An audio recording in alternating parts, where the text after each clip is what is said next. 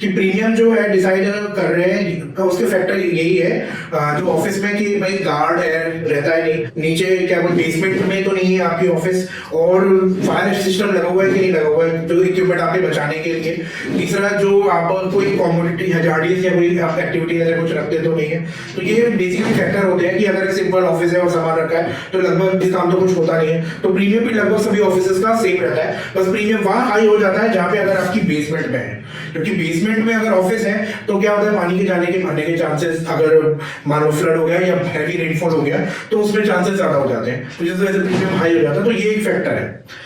तीसरा था कि वैल्यूएशन कैसे की जाए। तो जैसे कि मैंने आपसे कहा कि रीस्टेटमेंट वैल्यू पे लिया जाता है आज के टाइम में कि आपका भले ही सिस्टम 4 साल पुराना हो, लेकिन पहले तो डेप्रिसिएशन 15% लगा के फिर आप जो हमारे सीए बोलते थे हम उस हिसाब से वैल्यू लेते थे। लेकिन नहीं, आप क्या है कि अगर आपके 10 कंप्यूटर सिस्टम है और आज अगर उसकी वैल्यू मान लीजिए पर सिस्टम भी 1 लाख है, तो आपको जो पॉलिसी भी बाय करनी है ना, पर अगर 1 लाख की वैल्यू है तो पर अगर 10 सिस्टम है तो 10 लाख रुपए लगा करके आपको प्रीमियम भी देना है, और खुदा ना करके अगर कुछ हो जाए तो सेटलमेंट भी आपका उसी पे होगा और आपको नया ही मिलेगा। तो ये चीज आपको बड़ा इंपॉर्टेंट ध्यान रखना है। भले ही इसमें मैं एक बात और इंक्लूड कर दूं कि एग्जांपल जैसे हम इस सोफे पे बैठे हुए हैं, सोफा हमारा जो आप ये कहोगे मेरी ये सागवान की लकड़ी है और ये बहुत महंगी वाली लकड़ी है, लेकिन है तो ये 20 साल पुरानी, जब तो मैंने 20,000 का लिया था। नहीं सर, लेकिन अगर आप नेक्स्ट इस साल जो पॉलिसी रिन्यू कराई थी और अगर आज आपने इसको बनाने की कॉस्ट में 1 लाख रुपए का फर्नीचर की ऐड किया हुआ है कॉस्ट,